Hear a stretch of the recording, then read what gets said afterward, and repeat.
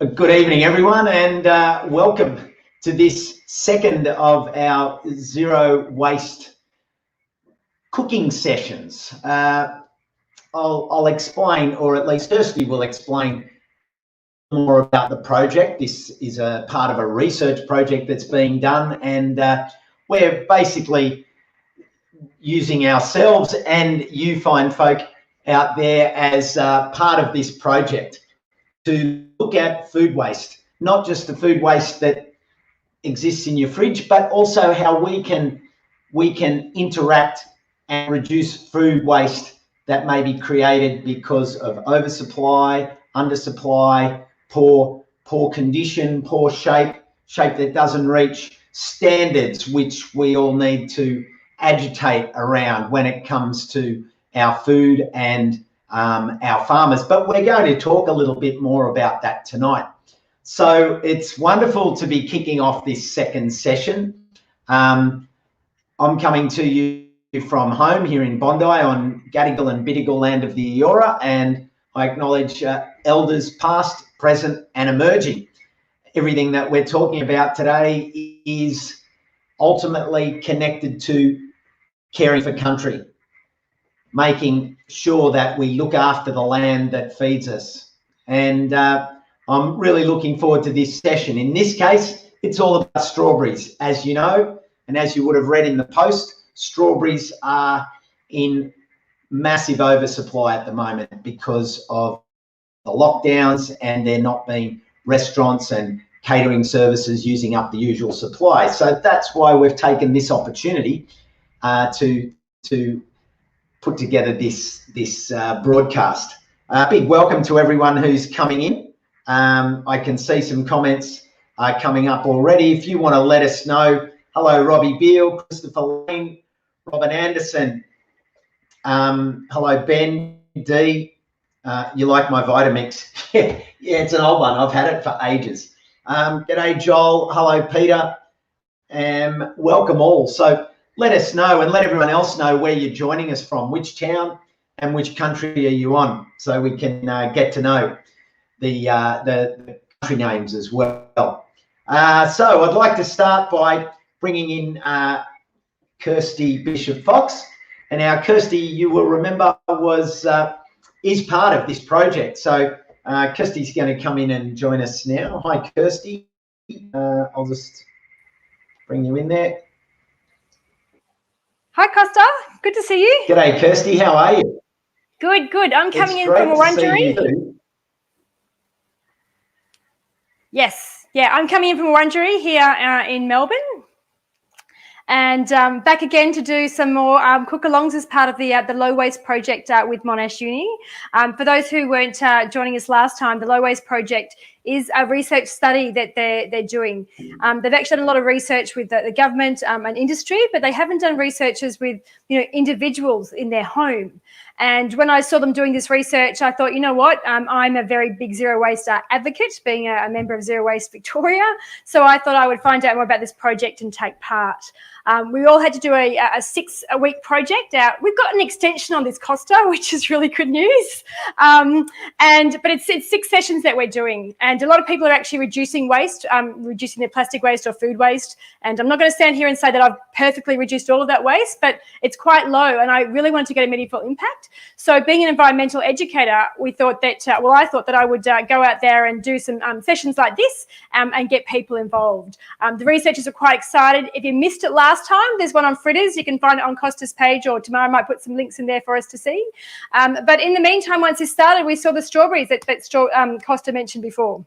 And Costa and I had a bit of a brainstorm session. I said, why don't we get some strawberry growers to join us and hear the real story? Because the media tells you the stories and sometimes they're accurate, but to hear it right from those who are going through it and living it every day, we thought would be a great idea. So maybe we can bring in Mandy and Jane. Now, no? Yeah, Tamara, we've got Tamara working in the background tonight. Are you picking up the dropouts?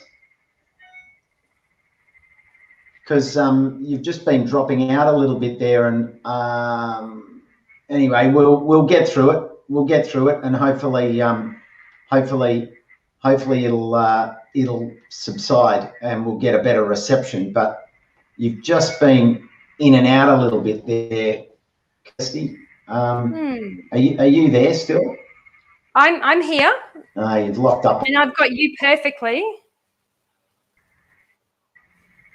Oh, g'day, Andrew from over in Perth. Andrew Ossington over in Perth, buying heaps of strawberries from our local growers. Yeah, well, they definitely need everyone to be buying. That's behind this. How are you going there now, Kirsty? I'm still getting. Well, Ben says there's no dropouts on Facebook. Like the sorbet that we're going to make. Ben's got a comment up there saying that there's no dropouts from his end on Facebook. So maybe it's what you're seeing. No dropouts. Oh. No dropouts. No dropouts here. That's what Tamara said, because that's me. Okay. Well, we'll roll on and keep going. So, g'day everyone. I noticed we've got people coming in from all over. So we've got Seahampton in the Hunter, Buninyong in Victoria, Dingley Village in Melbourne, West Virginia in the States. Hello, Aaron O'Brien, Brett and Katie up in Proserpine, up in Queensland. I think the strawberries that I will be blending are from Queensland, Port Hedland as well. So welcome everyone. All right. So what we wanted to do, Kirsty's idea was to get a couple of people involved in strawberries from a farming point of view, and very soon we're going to have a farmer. But at this point in time, we have Jane Richter. So let's get Jane in, and Jane will give us a bit of a background of what her role is around strawberries. Hi, Costa. Hello, Kirsty. Hello, everybody. Hello, Jane. How are you? I'm very good, thank you. I am in the Glasshouse Mountains in southeast Queensland. Literally right at the base of Mount Beerwah, which is the biggest of the Glasshouse Mountains. Beautiful. It is beautiful. We are very blessed to be here. So I've got a bit of an odd background, I suppose. I work for the Queensland Strawberry Growers Association as their freelance marketing manager. I'm actually also a ginger and turmeric farmer myself. And up until about a year and a half ago, my husband and I used to farm passion fruit. So I've kind of done a little bit of this and a little bit of that. But my commercial career, I spent 25 years working in marketing, both in the UK and here in Australia. So I kind of met a couple of people within this Queensland Strawberry Association, and they found out that I had a marketing background, and they asked me if I would help them out with some of their industry communications and some of the marketing development. And that was in 2018. And in September 2018, I'm sure we all remember what happened with someone being a bit silly with some needles and really causing the industry to just face its biggest catastrophe yet. So I've been working with the industry since then, learned an enormous amount about strawberry growing as I, learn about farming every day that, that we are farmers. There's always something new that you learn. And it's been a very tough time for commercial strawberry growing in the last 3 or 4 years. COVID has not been helpful. This year the farmers thought that actually their biggest challenge would be running out of workers and not having enough people to be able to service the kind of peak part of the harvest. But actually the challenge is really all about COVID and what that's done to demand. At the time when the plants themselves are doing what they do best, which is pumping out hundreds of thousands of beautiful, ripe, fresh, red strawberries every day, you can't tell the plants to whoa, slow down a bit. We haven't quite got enough people buying. It doesn't work like that with Mother Nature, unfortunately. Yeah, no, that is quite tricky. So what have you been doing? Like, we've seen the strawberries really cheap right now. That's a flow-on effect from the lack of demand. Yeah, look, it is very much the case that, you know, from about the middle of August to the end of September in southeast Queensland, which is where most of the winter strawberries come from for the eastern part of Australia, the Western Australian strawberry growers, they have their winter crop at the moment, and that's servicing, you know, their market. There would normally be a lot of fruit, and fruit would normally be quite affordable across this 6-week period. But what's happened this year is the lockdowns in Melbourne and Sydney have dramatically exacerbated the problem. So if you can imagine, there's 1 million punnets of strawberries a week leaving farms in southeast Queensland. And the 2 biggest consumption markets for those strawberries on the East Coast are operating at about probably 15-20% demand. And, you know, Queenslanders have really got behind strawberries, but there's only so much of that supply that can actually really be absorbed locally. So it has had a really dramatic effect on the farms. And you know, the economics of strawberry growing are that essentially, you know, a farmer needs to get about $1.30 to $1.40 at the farm gate. So that's before you add any transport costs on, in order to just about cover their costs. That's before they make any kind of contribution to paying themselves often, or that they make any kind of contribution to the bigger, wider debt that every farm, you know, carries. So at 99 cents a punnet, which we had TV advertised here in Queensland, you can only imagine how much money was lost by the farm on every single one of those punnets. Because unfortunately, the retailers, you know, that they don't buy them, you know, at cost, and then lose money retailing them. So they're still making a margin, and most growers are not at all. In fact, they're actively losing money. Yeah. No, I know here in Melbourne, so obviously they've transported down. I've bought a tray of 15, and they've been $15 to $20 lately. Yeah. So, so that's, and obviously there's the transport cost, and there's the retailer's markup. The retailer's markup might not be much, but nonetheless, that's amazing. And that was really what brought us to picking this topic, because people don't realize, you know, just the impact that we do have.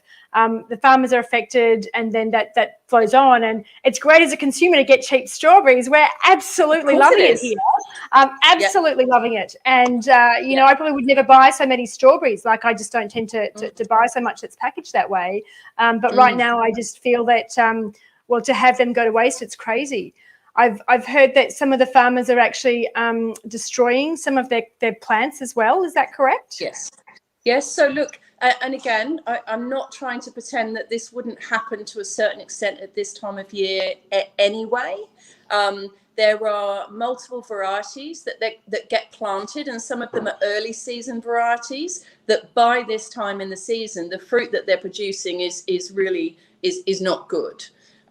So there would already be some crop destruction occurring just as part of the normal production, but not at the scale that we're seeing here. So there are people who are spraying out paddocks that are perfectly capable of producing wonderful fruit for another 4 weeks. But they simply, you know, they simply have had no choice, because the labour costs are inflated this year, and they're just simply not getting the farm gate prices that they need. So, you know, it's a difficult decision. And, you know, as a farmer myself, when we grew passion fruit, every 3 years, we actually had to physically cut out the vines, because although they were still producing, they just weren't producing at that commercial level. And we needed to pull them out and put a new one in. But, you know, as a farmer, how depressing a job is it to take a hedge trimmer and literally go and kill all of the plants that you've spent the last 3 years absolutely doing everything for. it's part of that, part of the sides of farming that many people don't really think about, and that just weigh quite heavily on you. Yeah, totally. There was a comment that came out before about the government, and the government should be doing things. Is the government helping, or local council, or anyone at supporting? So look, we have had some great support from Moreton Bay Regional Council, which is one of the local government authorities here where there's a large concentration of strawberry growers. They've provided us with some support this season to help us with our marketing, to help us to try and reach more people, to encourage them to buy more strawberries. So that certainly has been very welcome. The state government has put quite a lot of money into a couple of schemes that were really all about attracting workers, because that was our key focus. We just didn't think we were going to have enough of the peak demand workforce to be able to get the crop out of the fields and onto people's plates. So the state government, our state government here in Queensland, has put a lot of time and energy into that. But it's essentially, it's really hard for people to get a grip of get a grasp of the kind of scale of this. So, an ordinary strawberry farm, when they've planted their plants initially in March, they might need 1 or 2 people to manage those plants up to the point where they're ready to start producing. And then they might suddenly need 50 people. And it is very hard to manage that workforce need when you can only really provide permanent work for a small number of people all year round, and then for a 6 to 8 week period, suddenly you need an enormous amount of people, and then you don't need them again. So if you think about trying to juggle that kind of workforce requirement under normal circumstances, it's pretty tough. It is. Yeah. Now, I'm not quite sure what's happening back end. I can see a few messages from Costa. Have we got Costa back, or is Mandy the farmer? Because I'm really interested to hear from Mandy, who's actually growing these strawberries. Is that what you can do? Costa's coming back. Is he? You're back, sorry, Costa. Jane, I don't know, and sorry everyone. I don't know why. My only thought is that, given that it's 7:30 on a Thursday night, there's lockdown, school holidays, and everybody on the internet for some reason, because I can't understand. But anyway, we won't dwell in there. I'm just struggling to hear what Kirsty and Jane are saying. That's why I thought I'll just come out and not take up bandwidth, and then see if it improves as we go on. Alas, I can't see Mandy at the moment. So if you guys want to just take a few questions from the audience, I'll give Mandy a ring and see if she's having any problems. And hopefully the internet gods will improve for me.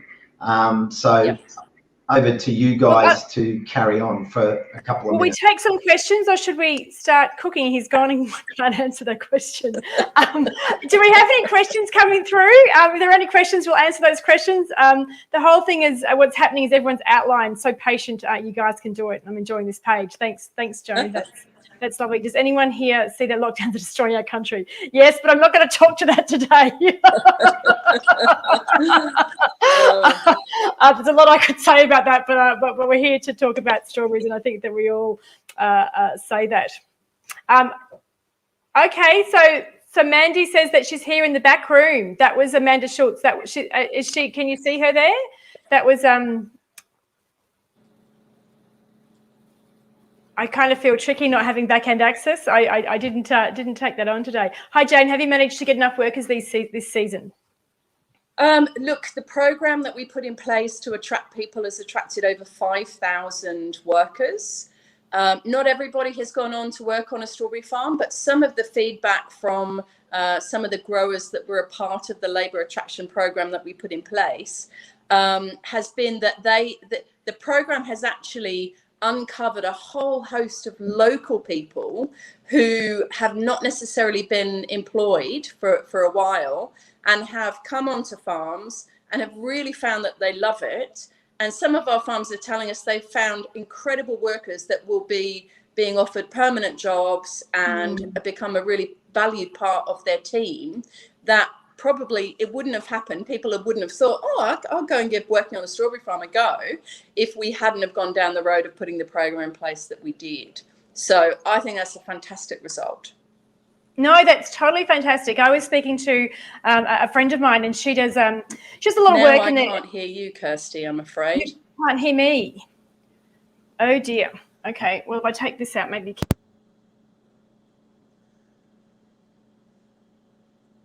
I've lost my sound. Okay, can you hear me now? Can you hear me now, Jane? I can't hear anything at all, I'm afraid. Well, I can hear. Can I have some comments from the audience? Tamara says we can hear me. That's great. So it must be something that's going on your end, Jane. I just took my mark out. I'm going to put it back in, and hopefully that sounds better. Hoping you can still hear me. Gotta love technology, haven't you? Jane, can you hear? Look, what I was saying, I've lost my train of thought. Is that I know here I'm close to the Yarra Ranges here in Melbourne. And I know that they're actually putting a program together because they're concerned that people aren't going to want to come down from Queensland to pick in Victoria, because often the pickers will actually go around the country picking seasonally, and they follow the fruit, don't they? So there is some programs. I don't have those links for Tamara to put up, but certainly look them up, and they'll be there. Can we hear you? Can you hear me at all? I simply can't hear anything at all. I don't know how to fix that, Jane. This is the most bizarre thing. I had this crazy thought as I was coming in this morning. I'm like, what if we turn up and Costa's not here? I thought, Kirsty, that is absolutely ridiculous. And Costa was here, but now he's dropped out. But I've got a note here to say start cooking. So I'm going to start cooking, which is what I'm itching to do, and hopefully we can hear sound from others quite soon. So what I've got, we're going to do a few things tonight. Hopefully we'll get them all in and sound back from those who are joining us. But the first thing I'm going to be making is a strawberry compote. Now, a compote is something that I usually do with fruit that I've had maybe for a little while, and it's looking a bit shabby. It's not mouldy, but it might be soft and squishy. Tonight, the strawberries I've got aren't soft and squishy, but I think it's a good thing to be able to do because it's actually interchangeable with any fruit you've got. So I'm just going to jump over here, and I've got some strawberries here. So if you're cooking along, there's a few things you can make tonight. They're falling on the floor, but that's okay. I won't cook with that. I might just eat with that. Probably shouldn't have done that. So we'll be doing the strawberry compote. If we can get Mandy in, hopefully. I think Shane's doing the strawberry syrup as well too. And we've got Mandy about to join us, which is amazing. Later on at the end, I'll be doing a frozen strawberry dessert. So if you've got some strawberries in the freezer, you can work with that. Hi, Mandy. Hi, Adrian. And start cooking. We've got Mandy and Adrian. How are you going, Mandy and Adrian? Good to see you. Hi. Hello. Great. Now, Mandy and Adrian are actually strawberry farmers. So tell us how it's been going with you lately. I don't know how much you've heard of Jane speaking, but she was telling us and about the lower prices and the glut that you guys have been having right now. What have you guys been doing to manage that? How have you been getting through this? Well, Adrian's had to deal with things a bit differently. I'll let him talk about fast with the field and managing during those couple of weeks. But for us, fortunately, we had that war on waste. So we started to activate some of those mechanisms and, you know, instead of throwing it away, we were able to repurpose it. So, yeah, the impact, as Jane was saying, of two of our biggest markets closing has had a huge impact. You know, it's restricted the amount of places that we're able to sell strawberries. We haven't actually had an overly huge productive year. So it's been unfortunate that this has happened. It certainly caught us unawares. As Jane was saying, you know, labour was our main issue. We were really concentrating on getting our labour force here, and then to discover that we didn't have as many places to sell strawberries, that certainly had a big impact. To give you an idea of what that looked like, this time of year we would normally be in the pack house and still packing and having long days and counting down that final closure of harvest at the beginning of October. But instead, we kind of have stopped packing commercially as we would have up to a couple of weeks ago. And for this week alone, we have actually been using that fruit to actually trade into creating our freeze-dried products and selling it off to other people in particular. So to give you an idea of what that looks like for a small farm with only 72,000 plants, I've got 2.5 tonne of frozen fruit sitting in my freezer. Mandy, 2.5 tonne is something I'm sitting here trying to visualise. How much space does 2.5 tonne take up? Like, compare it to, like, how much space? Like, is it a truckload? Is it 3 truckloads? Sorry? Yeah, it's a shipping container. You've got to remember it gets stored into 10-kilo boxes. So it's been getting ready to make our freeze-dried strawberry powder and going through the crunch. And then fortunately for us, the gentleman that does our freeze drying, he can't access any strawberries. So we've prepared strawberries for him because we've had a good relationship with him for the last 3 to 4 years. So, you know, we've been able to move it. We don't make any money from it. It just stops you from losing money.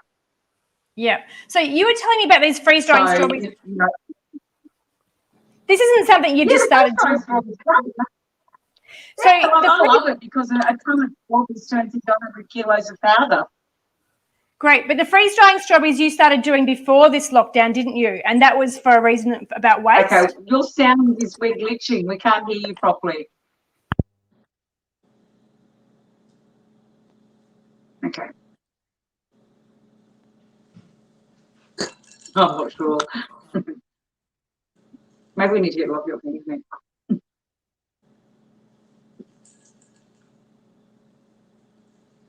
I lost my sound with Kirsty before as well, so Yes. I don't know if you can hear me, Okay, Amanda, I can hear you. really, I but, was muted. Can you hear me now?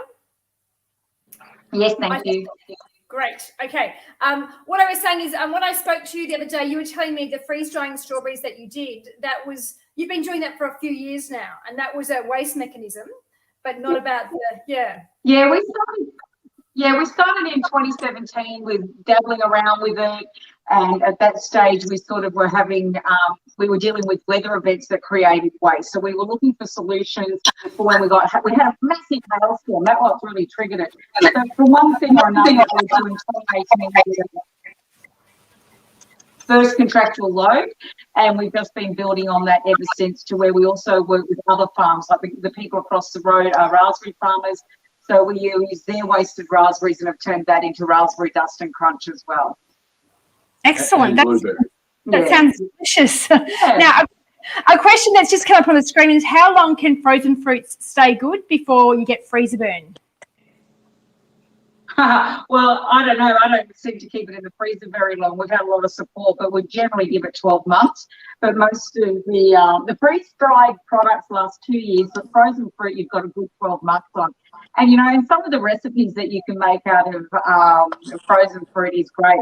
So that's why I like the recipe Jane and I are both working with this evening, because even though we're making syrup, I use my syrup to then turn into strawberry ice cream. You can add it to, you know, the things that we're going to play with today. So it might just start off as frozen fruit, but that stored frozen fruit you can play with all summer and do an amazing array of different things with. Excellent. That's great. Well, I think we ought to get cooking. So we're going to jump straight in. I'm going to start by making a strawberry compote. Can you hear me okay? I hope you can. Yes. And excellent. So as I was saying before, I usually do this with older fruit, but today I've got some fresher fruit just so that we can demonstrate it. I've got a couple of punnets here, which I'm just going to chop up. Now, you can chop them into whatever size piece you like, but I just think, okay, what are you going to do with them? Are you going to put them on your muesli? Are you going to put them onto some pancakes? And cut them to the size that you want to eat. So if you want to finely chop them, then you can finely chop them. But I'm just cutting these in half because I like it quite chunky. And they're fairly small strawberries, these ones. Actually, a question that came up before, and I know the answer to this, but I want to ask the farmers this, is that different varieties of strawberries, because some strawberries are very tiny, but some strawberries are massive. How many varieties do you have on your farm? I've got a couple of favourites. I like Scarlet Rose variety is a Queensland variety. It's really sweet, and you get differences in those varieties through colour, texture, and flavour. And not everybody's aware of that. So when you look at your strawberries, you really just want to make sure they're coloured all the way through. So that will give you great sweetness as well. But we are going to have to say goodbye to Adrian because, unfortunately, even though we're all going to cook, he still has work to do to prepare for tomorrow. If anybody would like to ask him a question before he disappears. How can I get your berry apron? That's not an Adrian question, but how can they get your berry apron? Well, I haven't thought about that yet. We got them done for Farmgate for the young girls and the kids that work for us when we opened the farm this year for the first time properly. So they were aprons, so they didn't, look nice, and they didn't get the smoothies and everything that we do all over them. But thank you for noticing because they're new. And yes, so I grow the strawberries. She cooks them. Yeah. So thank you, Kirsty, Jane, and Costa. But I've got to go and start getting things ready for tomorrow. And thank you, everybody else, for tuning in. No worries. Yeah. Can we just ask you one quick question? Someone's curious how long your day is, Adrian. How long is your day? And then we'll let you go. Too long. Yeah. I haven't had a day off for 6 months. And, generally it's from about 5:15 through to about 9 o'clock at night. Yeah. Ditto. Well, thank you for your service and your labour to the land. No worries. Thank you. Thanks, Adrian. So what I've got is I've got my strawberries chopped up now, and I've put them on the stove. I'm going to add a sprinkle of sugar. I don't like adding too much sugar, but strawberries do think when you cook them up, they do like to have a little bit of sweetening. Do it to taste. Tonight I'm using Rapadura sugar, but you can use honey, you can use your good old regular white sugar, whatever sweetener you normally like. And I'm also going to be putting a squeeze of citrus. I've actually got some beautiful blood oranges off a friend's tree. Oh, look at the colour that I'm going to be putting in with the strawberries. But I often use a bit of lime or lemon or whatever I happen to have. So I've got that on the stove happening now. Mandy, you're showing us a strawberry syrup. Can you tell us how we go about making that? Yeah, look, I've been playing around with this. I like it. We use it on our farm gate, and in particular, I like the idea of taking it into summer as a cocktail base. But what I've got at the moment is I just use a litre of water, and I'm a bit like you. I don't like to use a lot of sugar. And when strawberries are when they're picked well and they eat well, you don't need as much sugar because they have natural occurring. So all I'm doing right now is I've got a litre of water with 2 cups of caster sugar, and I'm just slowly dissolving it, similar to when you probably make a sugar syrup, and just letting that dissolve before I start to, and just give you an idea. That's what a kilo of strawberries looks like. So I'm going to make that, and then I'll show you the end result. And then if we've got enough time, I'll show you my my experiment today, because we had a little bit of time to play. And I thought, seeing as it's cooking, I love food and I love strawberries. So I've got a few other little things I'll show you what people can do as we go along. Oh, I love experiments. I'm really looking forward to hearing about your experiment. Sometimes you experiment by mistake. Can you just use what you've got, and then you get a new flavour or a new something, and you keep doing it all the time? Absolutely. And strawberries go along with some other things. So today's experiment not bound with flavours, but just to give you an idea. So the one that I've done today, sorry if we have any vendors that are going to be offended, so probably pause now. But we make a lot. We collaborated with a jam maker, and with all those strawberries that it started off when it used to get really wet, and it's the perishability that comes with the weather of the wasted strawberries. So she started bringing in with flavours. And one of the things that we did was use a strawberry sweet chili jam. So I think it looks pretty good. And we've done one little bit of a quick one. So instead of doing like your baked hams at Christmas on your marmalade or mustards, in this case, we experimented with cutting the skin off the pork and just using that fat, and I just kept painting it with something as simple as make your strawberry jam, I put chili in it, and then I've blended it with a bit of soy sauce. And obviously we have a ginger farmer with us, so you put a bit of ginger in it, and Absolutely. then just paste it over that. Grated. Yeah.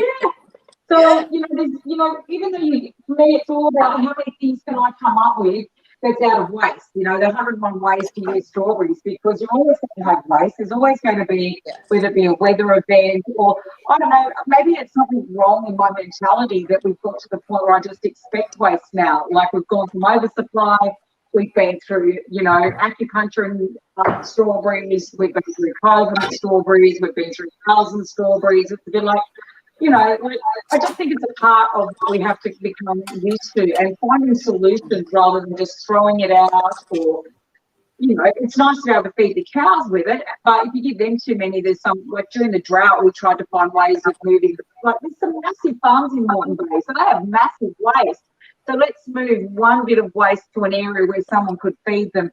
But, you know, there's some logistical problems that went with it. So I've come to that part of myself with strawberries now is how many different flavours that we can work with.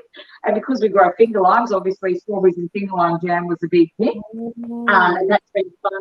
And I've got a secret project I'm going to work on the summer. So you'll have to wait until next year to see if I actually perfected it before we go any further. But it does involve basil. Oh, I think the secret's out now. Nice. Well, it's not really a secret. I'm going to tell you, it's a copycat. I got to go for dinner at Sanford Harvest with Alistair McLeod during the Taste of Moreton campaign, and he prepared this amazing strawberry dessert I've ever eaten. But he actually infused them, and it was a clear syrup where it was a strawberry and basil. So we've all eaten strawberry and basil like as a bruschetta with balsamic vinegar. We had one of our workers a couple of years ago who presented that for a lunch, and I kind of went, wow, that was pretty good. Sprinkle it with goat's cheese.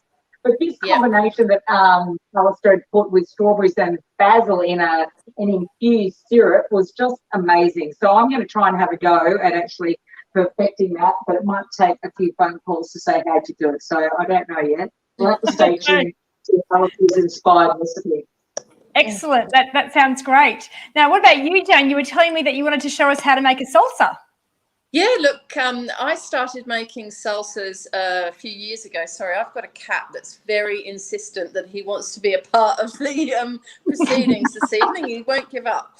I started making salsas, probably 10 years ago when my children were quite young. And it was a great way of getting vegetables and fruit into them when they really just didn't know that that's what you were doing. And effectively with a salsa, you can literally put almost anything in it as long as you chop it up small enough and mix the colors and the textures and the flavors together. And really, I mean, the one thing I would say about strawberries is anywhere that you use really ripe tomatoes, you can actually use strawberries. So I make a salsa. I always have capsicum, cucumber, and red onion as kind of the basics of it. Obviously, if you use the different colors of capsicum, it just makes it beautiful to look at. And then we typically will put in 1 or 2 different fruits. So whether that's pineapple or apples or chopped up strawberries, mix it all together. We use a little bit of white balsamic, little bit of sugar, little bit of chili oil because we like that bit of a kick, but you can actually just put in a bit of sweet chili sauce, a small amount, toss it all up, chop in some fresh herbs, and you know, you can use it in 1,000,001 different ways. So we'll have it with tortilla chips as a bit of a sort of healthy, healthy dip kind of idea. It's really lovely with salmon, really nice with chicken schnitzels or chicken palmies. But it's a fantastic way to use up bits and bobs in the fridge that are possibly heading towards the dark side. And also a fantastic way to get little amounts of fruit and veg into people who don't necessarily know that's what they're eating. So yes, if we've got time later, I'm very happy to get started now. A quick strawberry salsa. I can get it started now. Definitely. Yeah, get it started now. Okay. So you've made it back. I've got a green capsicum that's already been started off. I've got a bit of a red one that's left over that somebody's chopped most of the nice bits off and left that. I've obviously got some strawberries, local strawberries, red onion, and a cucumber. So I'm going to disappear and do a bit of chopping on that and show you what I've got in a little bit. Excellent. That sounds really great. I never would have thought of putting strawberry into a salsa. Something else I never would have thought of doing, and I'm hoping we can put up the website for Queensland Strawberries. I had a look at some of their recipes, and they had one with smashed avocado and strawberries on toast. That's a combination I never would have tried. It was delicious. That's my recipe, and I tell you, you smash the avocado, you chop the really ripe strawberries over the top. You can put some crumbled goat's cheese, which is just magnificent. But it's the balsamic glaze that ties the flavors together, and then some just torn basil leaves. Once you've tried that, I tell you, you will never go back to boring old avo smash again. It's sensational. Yeah, it absolutely really is. I was just asked the ratio. I've actually got 2 punnets of strawberries happening now. I've got the juice of 1 blood orange, and I've got probably about a tablespoon or so of sugar. I don't like things overly sweet, so if you've got a sweet tooth, put a bit more in. But just kind of do it and then taste it as you go before you go putting too much sugar in. But we do have Costa back, which is great. Having a few bandwidth issues. Are you here to stay, Costa? I hope so. Well, can you hear me? I can hear you. Yes. Can you hear me at this? I can. Oh, you can. Okay, good. Well, the laptop will not work. It will not hold it just can't power up for some reason. It's just blowing out. So I was thinking laterally. I thought I'll try the phone and see whether that will do better rather than the broadband. So so I'm in. Sorry, Sandy and Jane. I kind of I've missed that part of the conversation because you were just sort of like for me. But I will join in from here and continue to. I suppose I'll just cut to my recipe when we're finished with yours, and I'll do the sorbet. Given that I froze strawberries, and I'll give it a go because I've done it before. So, back to you, chefs over there, to update us on where you're up to. I've got this on the stove. I'll just take it over so you can see it here. Oh, nice.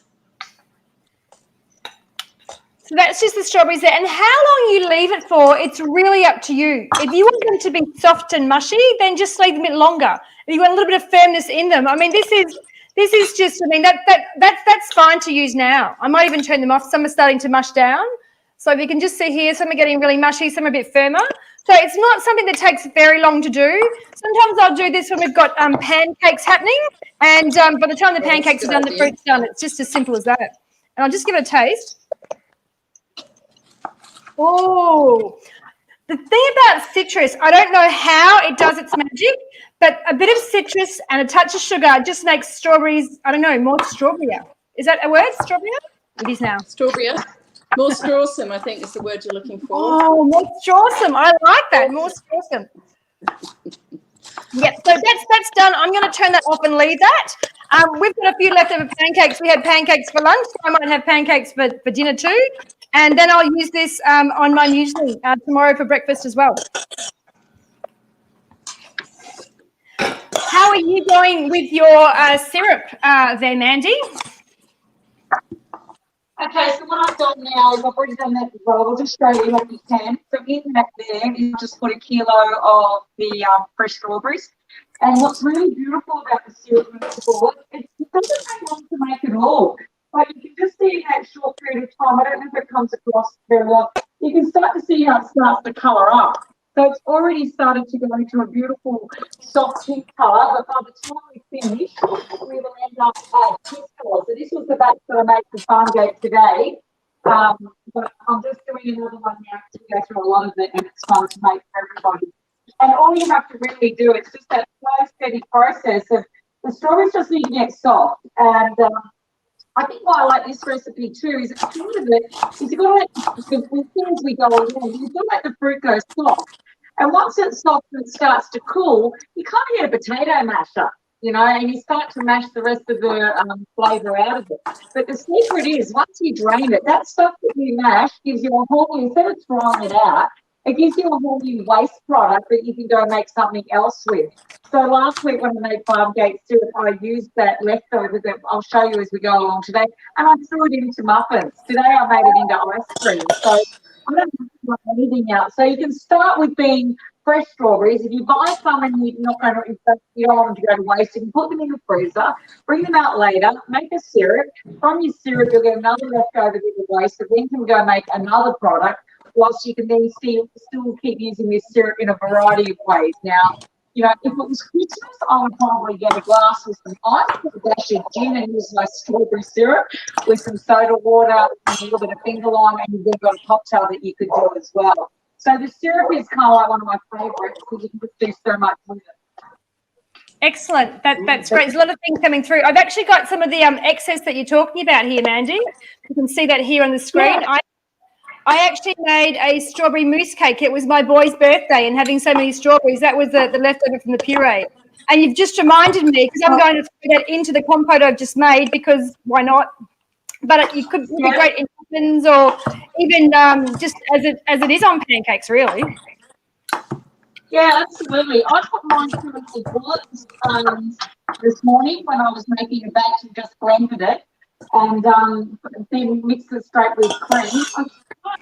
It's still unsettling through here, but that's the outcome of it. And I haven't added it. Look, I'm an actor by profession, so I don't like adding anything that's got colours or preservatives or anything like that. So this little batch here, which my daughter is actually at the other end of the kitchen waiting for me to finish so she can start eating it, is actually the leftover puree with cream, and then just before I put it in the freezer, I put a bit more syrup, and I'm hoping that when we scoop it out, I created ripples, but, you know, sometimes we do get dodgy trials. We'll see soon. We'll see. Great. And how's your salsa coming along, Jane? So what I've got so far is I've got what I would call my basics in here. I've got very finely chopped cucumber. I've got green capsicum, red capsicum, and I've got a little bit of red onion, which made my eyes really start to water just now. So that's sort of the basics that I would always put in our salsas. And then you can effectively go anywhere you like from there. So I'm going to chop some strawberries and put them in there. You can put corn, you can put beans, you can put tomatoes, you can put the fruits that work really, really well. Mangoes, absolutely divine. Pineapple, wonderful. Apples, nectarine, peaches. If you can be bothered to pick and chop cherries, any of those, they just bring that sweetness to that base that you've got there. You can literally use up almost anything in the fridge that is, you know, heading on the way out. If you've got kids, just add a little bit of sweet chili sauce to it and mix it up together, and you literally don't need to get any more complicated than that. We like to put a bit of white balsamic vinegar in there, a little bit of chili oil, maybe a little bit of natural sweetness like some maple syrup, just to give it that kind of balance. Little squeeze of lime juice. You almost treat it like you're doing a Thai curry, and you need to get that sort of sweet and sour and spicy and salty. And then literally, you can literally then serve it with anything. Eat it with anything. It's just absolutely wonderful. I mean, we do a lot of wraps in our house. We're big wrap fans. And that's the food type, not the crazy songs. And we like to just put salsas, you know, in those with some fresh chopped up chicken or fish, or just wonderful and colourful, so colourful. Is there a recipe for this on the Queensland Berries website? Someone's asking for your recipe. Yeah, look, there is. There's a couple of different salsa recipes on our website. So qldstrawberries.com.au, and then go to the recipes section. We've got one of those fancy plugins on our website now, so you can go and pick how many servings you want to make, and it will adjust the ingredients for you, and you can print it all out, and it just prints out on a nice, easy one-pager. So we've got a whole host of recipes on there. Some of them are, you know, more traditional, but others are a little bit unexpected. So there's actually a strawberry chili sauce on there that is just fantastic. I think the real message from tonight is to just encourage people, while strawberries are so affordable, you know, you can afford to be really experimental. I've got to share one little tip that I have is I've taken my chocolate brownies, which my boys absolutely love, and I've taken those next level by literally adding a couple of tablespoons of Greek yogurt, natural yogurt, and then a whole punnet of chopped strawberries into a you know, standard brownie mix. You can do it with an off-the-shelf one, or you can do it with one that you make up yourself. The moistness of the strawberries chopped through that kind of chocolate, and then the yogurt adds another sort of, you know, just gives it that really nice richness and makes it all the way through really moist, and then you get that lovely crust on the outside of a brownie. Unbelievable. I'm never going to be allowed to make ordinary brownies again, having put the strawberries in there. So I'd really encourage everyone to give that one a go, because that has been a winner, definitely. Sounds great. Can I give you a little bit of an update before this release? For the difference between when you do the germs and start to boil it. If you're going to make this syrup, you don't actually have to wait until those have completely broken down. These strawberries now are completely soft, and I'll turn them off now, and they'll just sit there and let them cool before we mash them away. So, you know, we haven't been doing this for very long, but that's basically at its near on halfway point. And you can see already, look at the difference in colour. So before it was pale pink, and now it looks like a rosé. So it's gone nice. Colour. I'll put it back through there, and I'll just take that off the heat now and let that cool before we try and mash it and go to the next. Well, not completely cool, but it's too hot to start mashing. That's great. How are you going there, Costa?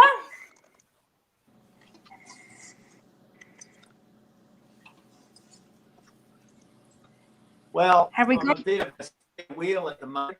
I've kind of, I missed the hardcore conversation that I really wanted to get into, which we've, you know, the boat sailed there. So I figure I'll just wait around and see how your recipe unfold, and then if you want me to have a blind crack at your sorbet recipe, I'll give it a go with the strawberries that I pre-froze and see what happens. I'm happy to be crash dummy on that recipe and see what I make of it. Let's get into that. I'll just grab my frozen strawberries from the freezer. Have you got yours out ready to go? I'll be back. Well, I'll get it. Whilst you're doing that, Kirsty, can I, Mandy, can you just have a quick look at the strawberry that I'm showing on screen? Can you see that? Yeah. So it's a mini fanberry. Can you explain to people how they get to look like that? How that's grown?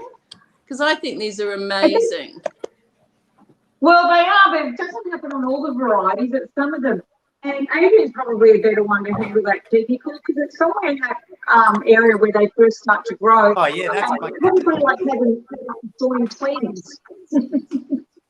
Yeah, so it's literally like a Siamese twin strawberry, isn't it? So it's two separate flowers that have kind of grown next to each other and end up as that beautiful, wonderful, odd shape. And the criminal thing is that you wouldn't normally find a strawberry that looks like this in your ordinary punnets that you'd find in supermarkets, because that's classed as a strawberry that's not first grade, which I just think is such a shame. No. Yeah. Such a shame. Well, but there's a I agree. period of time though, Jane. They're the strawberries. Whoops. Oh dear. Have I caused a meltdown? No, you haven't caused a meltdown. It's Costa's bandwidth with Wi-Fi. My grandfather. Yeah. I think one of the things to mention about those type of strawberries too, though, Jane, let's turn back the clock.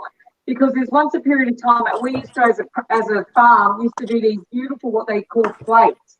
And you put all those big strawberries on this small little plate, you would wrap it, you could get 8 of them in a box, and they'd be sent off to those fruit and veggie shops.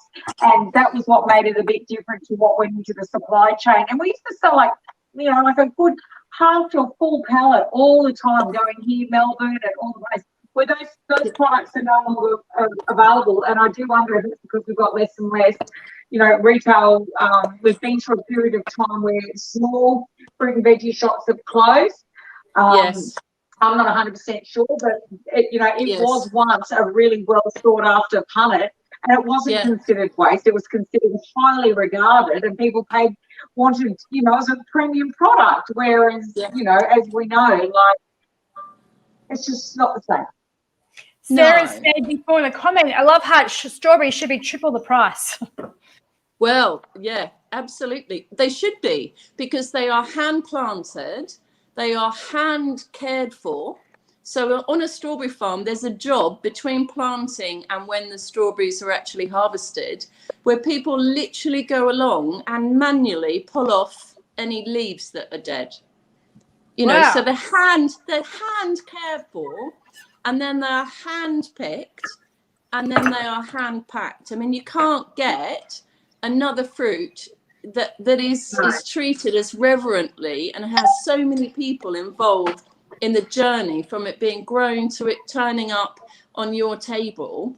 And they should be. They should be 3 times the price, because they're worth it. That's what I say anyway. Yeah. Absolutely. All right, Costa, have you got your frozen berries ready to go? He may not be able to hear me. I've got a tray. Almost. Hang on. So I've just gone ahead and frozen these berries. They were popped in the freezer this morning. Yeah, the good thing about them, excellent. So here's my tray. I've got 2 punnets here. So that's about 500 grams of strawberries. And I'm just going to pop them into my food processor over here. And then I'm going to put in 1/4 cup of sugar. I'm again using Rapidura sugar, but you can use just normal white sugar. That's fine. And I'm putting in this time a squeeze of lime. You can put water in if you want to. I prefer not to, because it just tends to water it down. But if you don't want too much citrus and you feel that it just needs a bit more, then that's what you could do. Otherwise, maybe just go to something like an orange, which isn't as tart. But it's just, again, I think it's a flavour to play with. I like having very loose and flexible recipes, because if I don't have a lemon, I'll use a lime. If I don't have a lime, I'll use an orange. If I don't have an orange, I'll use a mandarin. And usually I've got one of them around. I'm also going to put some mint in. My food swapper friend, I run a food swap, except we can't do food swaps in this COVID time, but fortunately she's not far from me, and she can just put mint out, and I can brew the mint. So I'm going to put some mint in, because I love mint with strawberries too. Absolutely. Look what I've got to go in my salsa in a moment. Ah, beautiful, Fresh beautiful. mint too. Yeah.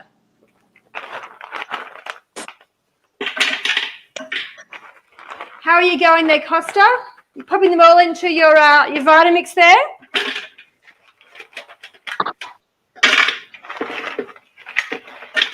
Yeah, I'm and it's a good one. in it at the moment. Excellent.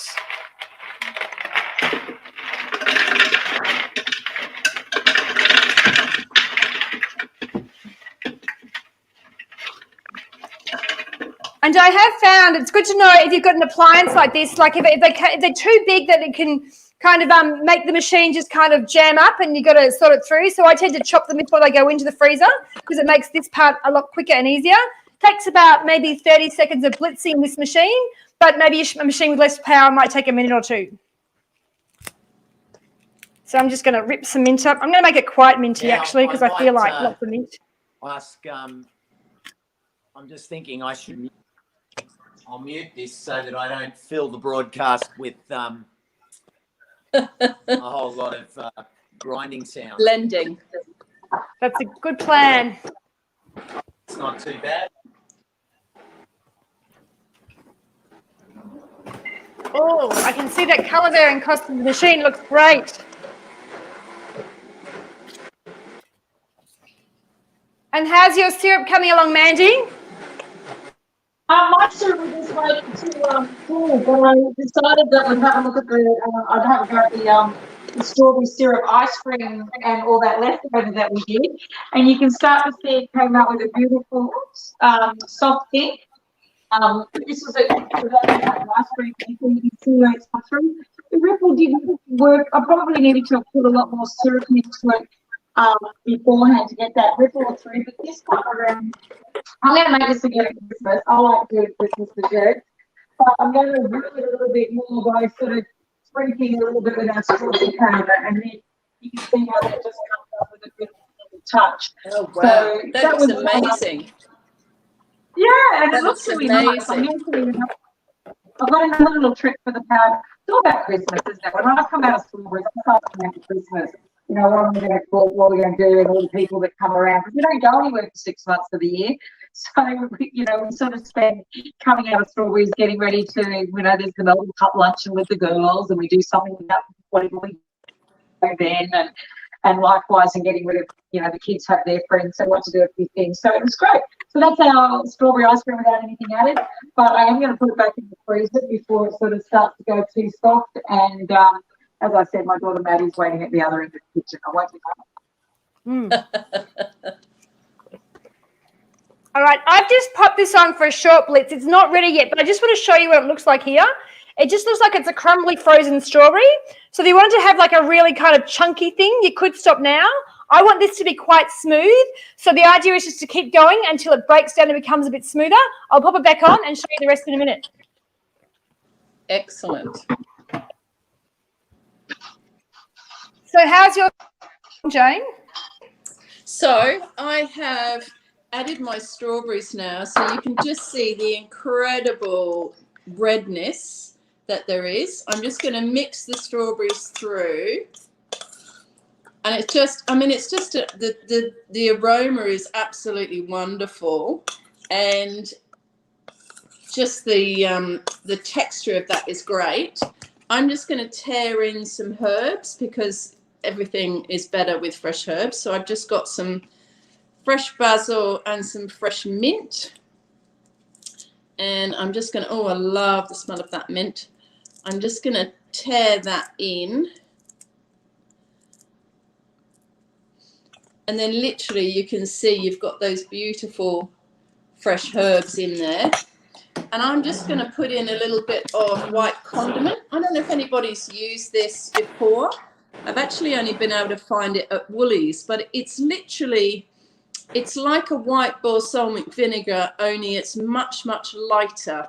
So it's fabulous for using in dressings where you just don't want there to be a very strong vinegar feel. And then, good old favourite, little bit of sweet chili sauce, not much. And that just gives it that little kick. And helps to kind of bring all the flavours together. And then I'm just going to pop that on a plate so everyone can see. I noticed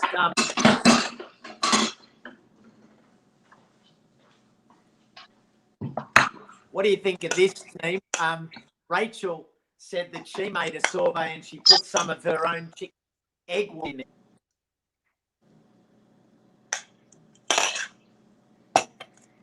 Have you heard of that? Wow. Technique before? So there you go. There's my, whoops. There's the salsa. Look at that. Oh, wow. Yeah. That looks great.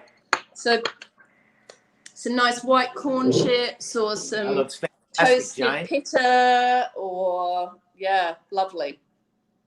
It's really nice.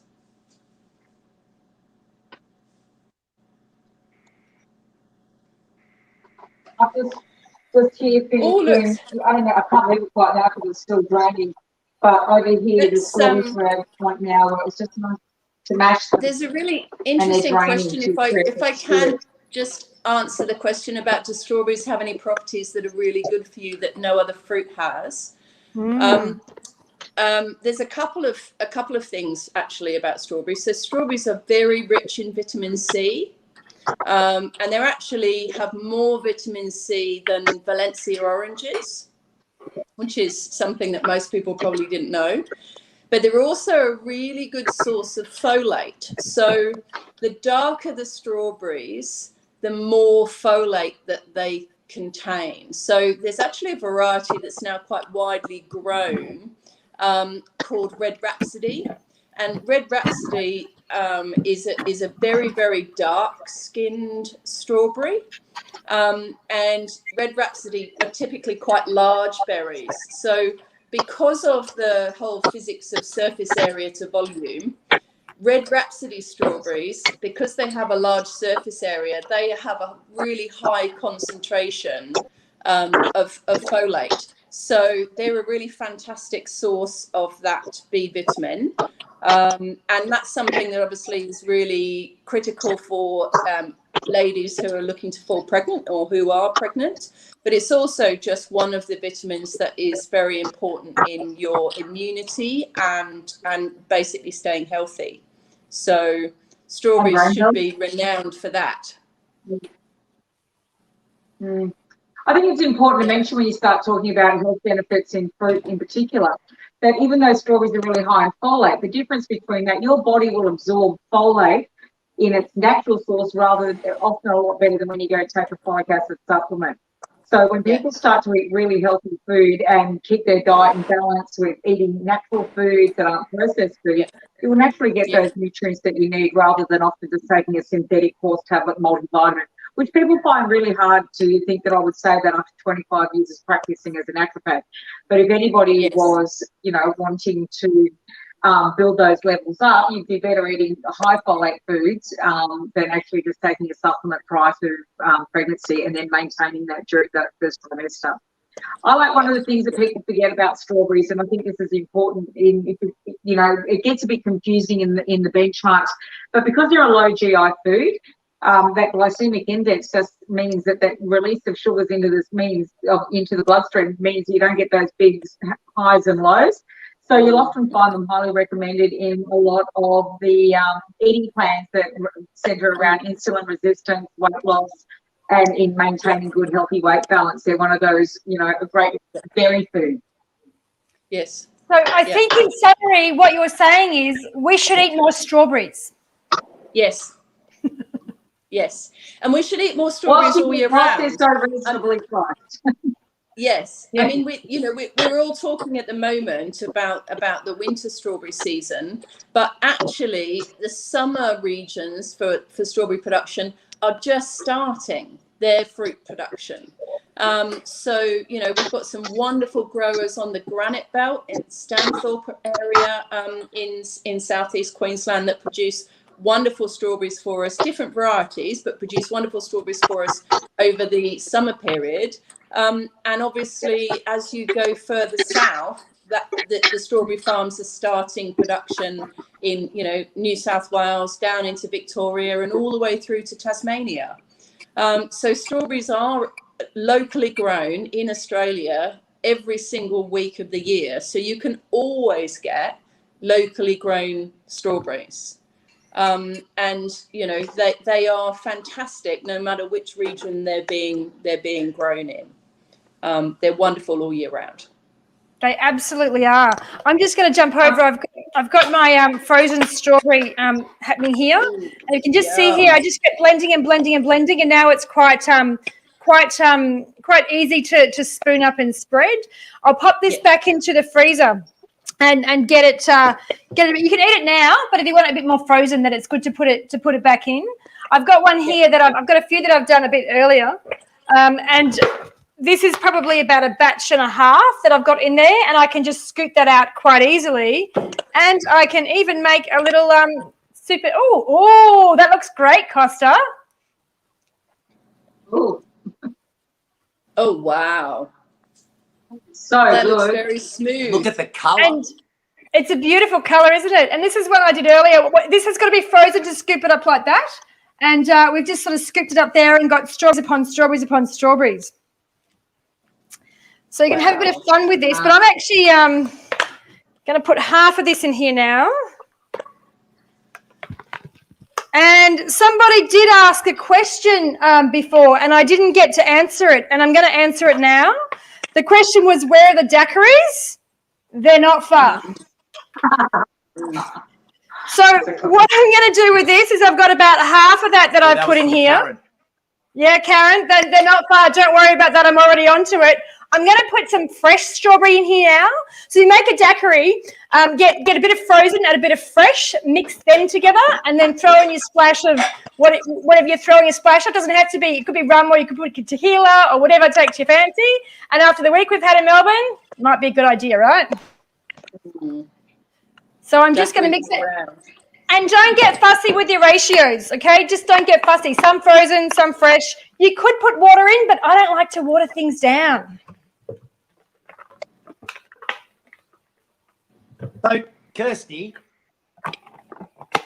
Yes. Kirsty, do you reckon I should put my sorbet into a shallow container like this and then in the freezer, or leave it in this Pyrex arrangement as a big mountain? Look, either or. It will freeze faster if it's in the flat. Which one? Do you know what? I would leave it in the one that's in right now, because why double wash up, right? So either or is fine. I like using this one here because I can fit it in and scoop easy. But I just leave it. Yeah, I would personally. You've got it in that one there. Just leave it in what you've got. It really doesn't make too much difference in the big scheme of things.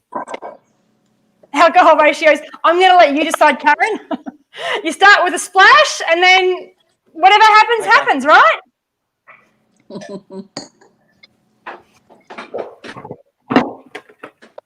All right.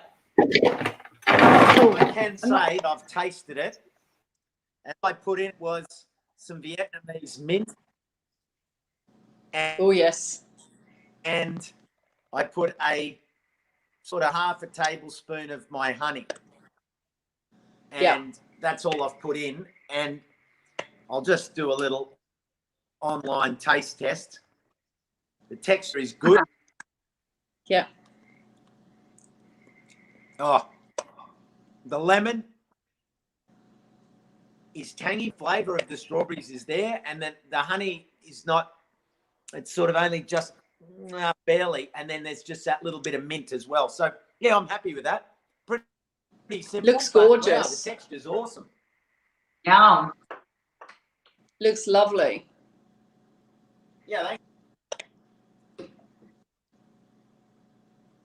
yeah, the colour's really, I'm amazed that they just, I mean, they were out in the two punnets, one of them was the deeper red, and then the other one was sort of just the normal sort of standard red strip. But yeah, the colour's really, it's spectacular. If you put that on a white plate, it would be popping.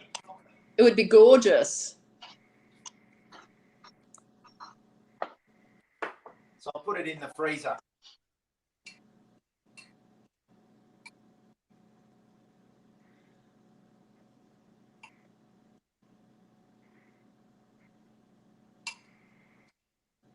Mm.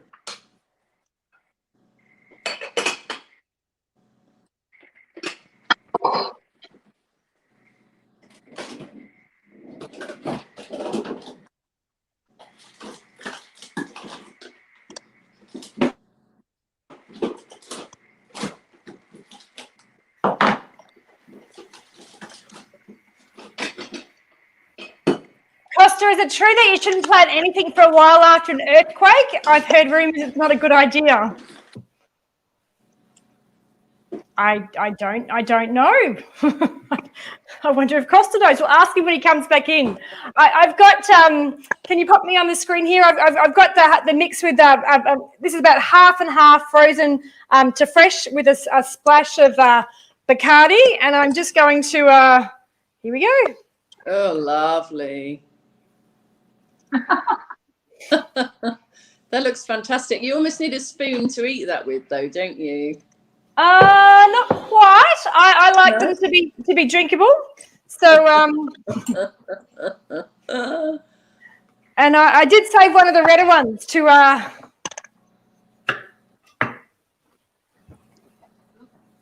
That looks so good. there we That go. looks fabulous. That looks really lovely.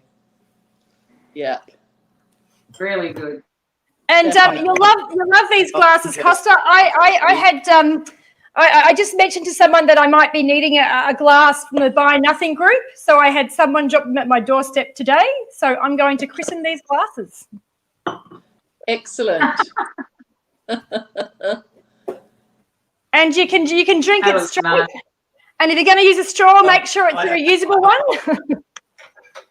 Of course. And you can do these for kids, but put juice in, like apple juice or something instead. Yes, absolutely. Well, Absolutely. here you go. Cheers to us, I think. Fantastic. Do you know, one of the other things that we haven't really talked about this evening is some of the warm things that you can do with strawberries. And we've got a wonderful recipe on our website about oven roasting strawberries. So you literally halve or chop up the strawberries and you mix them with some balsamic vinegar and some sugar, or your sweetener of choice. It works well with honey. It works well with maple syrup. And then you lay them out on a baking tray, probably lined with some kind of paper, or if you've got that reusable silicone sheeting, that stuff's fantastic. And then you just roast them in the oven at about 180 degrees, anything between 10 and 20 minutes, depending on how much you want the strawberries to collapse. And then would you believe they are absolutely phenomenal with a baked cheese. So if you bake a whole brie or a whole camembert, and then you have the oven roasted strawberries served with the baked cheese, it's just not something you'd ever think of doing. It's really simple. It's visually incredible. And the flavor, wow, it's absolutely amazing. So if you're listening, go and get that recipe from our website, Oven Roasted Strawberries, and give it a go. It is a showstopper. No, I can absolutely vouch for that. After we first spoke, I checked out some new recipes and I just thought oven roasted strawberries. I never would have even entertained the idea of doing that, but it really did intensify the flavour. And then I took your smashed avocado with strawberry, which I'd had with fresh strawberries and was beautiful. But I put the roast strawberries on top of the avocado. My kids thought I was weird, but I think they're weird. But you haven't lived until you've tried it. Definitely. And I forgot to mention, actually, this salsa is really good with scrambled eggs for breakfast. Ooh. And that's probably what's going to happen to this tomorrow morning with my brood. Oh, stop it. Yeah. It's fantastic. Can I share with you I'll have the final part of the syrup now it's been completed? It's still a little bit warm, but just to show you what beautiful colour that has come up with. And we, like I said, we'll use that a variety of ways. But when it goes into a glass, now let's just imagine it's Christmas, full Melbourne Cup. And all you do, I put a bit of dust on the top of the champagne glass. And I took this from you, Kirsty, because you started the cocktail run. That you just put a little bit of, put a lot in it. And that would go on the bottom. And you can either fill that up with soda water or any of your water. Or alternatively, top it with a bit of champagne. And there is a nice drink for Melbourne Cup or Christmas.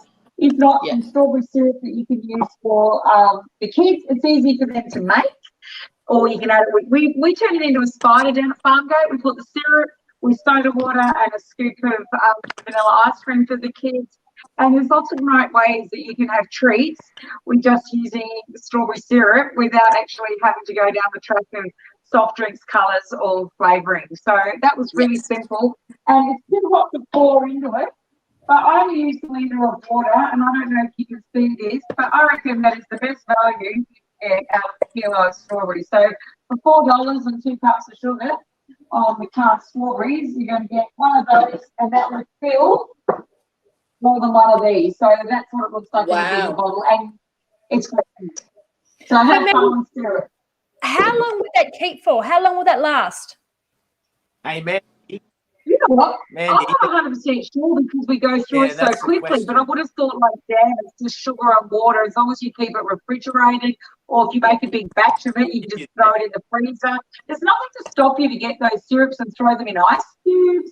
Like there's 101 ways that you can store and repurpose food that would have gone out and be used differently. And we've seen that even with the supply we've had of strawberries this year, that there's things that you can just do.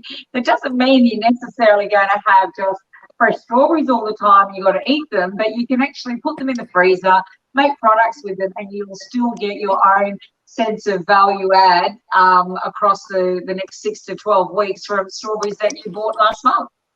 Exactly. Yeah, totally. This is I've just grabbed this out of the freezer. This is just some strawberry puree that I froze when I made the strawberry mousse. I had some leftover. That's straight strawberry, but you could do the same with the syrup that Mandy said, and then just store them, pop them into smoothies, or let them thaw out if it's an ice cream topping for your syrup or whatever it happens to be. But that'll make it last a lot longer. But what I'm thinking would be really good with that strawberry syrup, I think that'd be a really great gift idea. So you could just make them for a dozen bottles and give them out to Christmas presents instead of buying something that people don't even want. Like, who wouldn't want a bottle of strawberry syrup? Yeah, I think the important thing to say is just make sure that you sterilize your bottle. You need to sterilize your bottle first, either with boiling water, or if you're making them in doing stuff in a jam jar, have them upside down on an oven tray at about 110 degrees centigrade. Have them in there for about 10-15 minutes. That will just make sure that any remnants of anything on your jars is gone, and that will help your syrup to last a lot longer and not grow any nasties. That's great. A comment came up before saying, Mandy, you're living the Beatles song "Strawberry Fields Forever." I'm sorry, it just cut out there with sound. I'm sorry. The comment was that you're living strawberry fields forever. Can you see the comment on the screen? Oh, not for much longer. We're closed this Sunday. We walked away from one paddock, unfortunately so. And we did our last pick that has been processed, has gone through our waste program rather than going into commercially supply chain, because it's just got past it now. And that has happened reasonably early, but we'll make the best of it. And it's really nice to have everybody get on board and find new ways on how you can cook and, and support local farms by getting involved and making new things and being creative. Absolutely. Well, I hope we can have in the comments, like, who's going to be going out and buying strawberries buy them by the tray. You can get a tray of 15 quite cheaply if you go to the right fruit store here in Melbourne. They don't all have them super cheap. Only the best ones do, I can tell you that for sure. And Absolutely. They're probably cheap in New South Wales and Queensland and all across the country too. Definitely. I mean, look, people in Southeast Queensland at the moment, have a look out on Facebook, because there are a number of farms that don't normally do pick your own or do farm gate sales that are currently doing that this year. So you can actually go and buy a whole jam box, no plastic, just literally the cardboard tray full of berries. You've got to, pick your way through them and cut out the bits that aren't so useful. But if you're going to make jams and make some jellies and make some syrups and make some frozen strawberries, why not do that? Why not go and get a whole box and do some lovely presents for your friends and your neighbours? Fill your freezer. Making strawberry jam, it's one of those jams that just doesn't compare to the bought stuff. I don't know why, but homemade strawberry jam is just amazing. I put a splash of vanilla in it, which just takes it up a notch. Mm. Ooh, nice. Look what Costa's got happening there. Wow. Oh, excellent. Good. Thought I might as well give it a go. I saw that in the freezer when I was trying to make room to fit this jar in, and I've still got plenty in here. And I thought I'll give this a go and see how that comes out, and I can just pop some when I need them. Absolutely, what a great idea! A nice little serve. Yeah, that's a great idea. Yeah, very nice.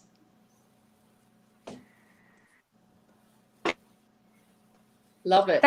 That's the easy way to go. So you can buy the strawberries, and if you think a tray of 15 sounds like a lot, by the time you freeze half of them, and you can either puree them and put them into the the freezer like that, or as the sorbet, or just whole and do them later on. So it's a great way to do it. Excellent.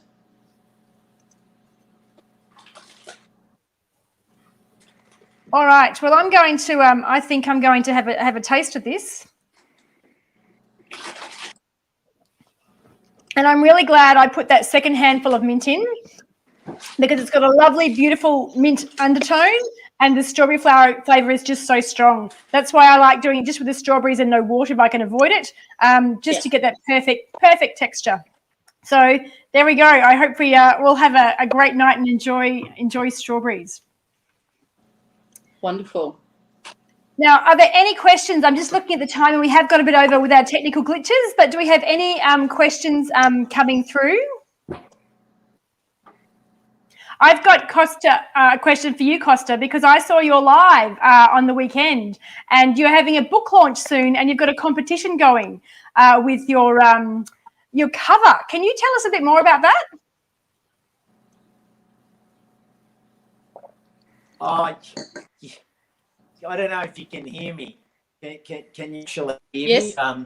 Yes. I'm sort of conscious that I'm a bit passenger here at the moment. You are a bit patchy. So if you can hear me, I'll explain. If not, no worries. It's a bit patchy, but give it a go. Patchy. Yeah. Yeah. How about I sum it up? The idea was we came up with What's that? Oh, we're not hearing your words. You came up with a little Yeah, we'll save it for the next live. What he came up with, I'd like to explain, because I thought it was such a fun idea. Costa's book cover. Do you have your book cover there, Costa? That's okay. I'm going to explain. He had the book cover there. Go and look at the last live that he did, and it's a picture of this Costa with the soil and doing crazy things. And what he actually invited people to do was to reenact that cover and send through the copies of their covers. And the effort that people went to, it absolutely blew my mind. There were kids dressed up as chickens. There was, there we go. That's what they were reenacting. And the creativity that came through was just incredible. And I think it's still going. I don't know, have you got a finish time for it, where people can reenact that cover with a chicken or however you want to reenact it, and send it through?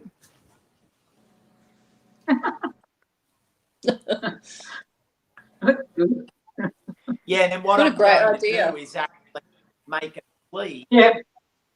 so that we'll if we're going to sleeve, so that when people make them, I can print them on a sleeve and send a sleeve that goes over the book with their cover on the front and this on the back. So yeah, What a great idea. Oh, that's so cool. Absolutely. I like it.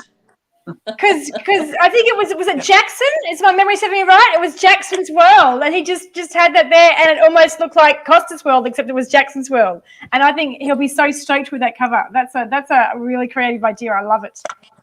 Yeah. And Karen's sons, Karen, who was asking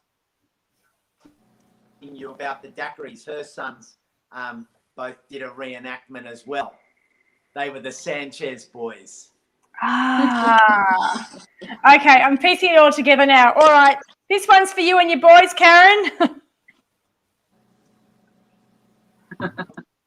All right, do we have any last words? I think it's I think we've gone on for plenty of time, and I'd love to keep chatting, but Costa keeps dropping out. So are there any last words that you'd like to say, Mandy or Jane? I'll just Thank you, everybody, for. Go on, Mandy. thank you everybody for getting on board tonight and following us while we all had a little bit of fun winging it through technical difficulties and cooking. And I think it's just a great opportunity for us all really to follow that famous slogan that Jane created, where it's just awesome. Excellent. I like that word. Awesome. And do you have any last words, Jane? Look, I just wanted to thank everybody for tuning in this evening, and really to continue to thank the people of Australia for the support that they have given strawberry farmers again this year. You know, it has felt for us and the people who work with the strawberry industry here in Queensland that every year we have something else that we need your help with.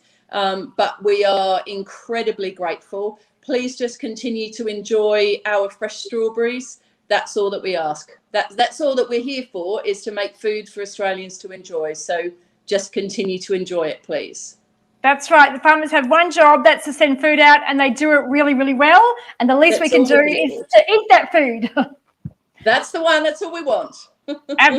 Absolutely. Well, if you've been watching along tonight and you've been inspired by the recipes, there are some of the sites coming up now. I'll have some on my site. It's not up yet. I didn't get up there today on Sustainability Pathways. But what we'd love you to do is, if you've got any photos or images of what you've made, pop them into the comments of the stream that you're watching from. We'll be having a look at those. It'll help with the research project that we're doing, and it inspires us because we're inspiring you. So thanks everyone for coming along and cooking along with us. Over to you, Costa.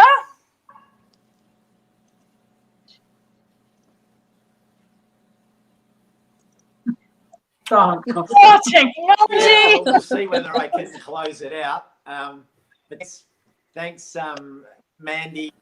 Thank you, Jane. And thanks, Kirsty, for filling the void with my technical problems tonight. But hey, that's the way things go. A little hello there to Spencer. Spencer, who's been watching with his mum. I hope you get to eat some sorbet or one of these yummy recipes.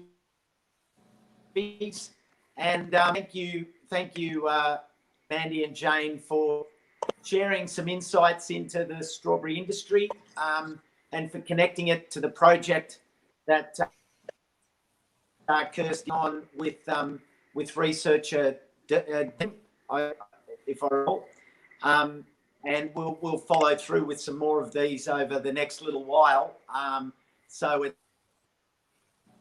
it's lovely to be able to look inside an industry and get some first-hand experience. And Mandy and Jane, we couldn't get it closer. And of course with Adrian as well, who's preparing for a day on the land. And yeah, absolute pleasure to be able to put this together and support the work of our farmers. So thanks everyone, and a big thank you behind the scenes to Tamara, who is while we wrangle the strawberries. So thanks everyone for keeping an eye out for when we do something else. But yeah, thanks, and big thanks, Kirsty, for And we've lost him. He's just been taken away, maybe by aliens. We'll have to fill you in next time. Anyway, bye for now. See you, everybody. Good night. Goodbye. Thank you.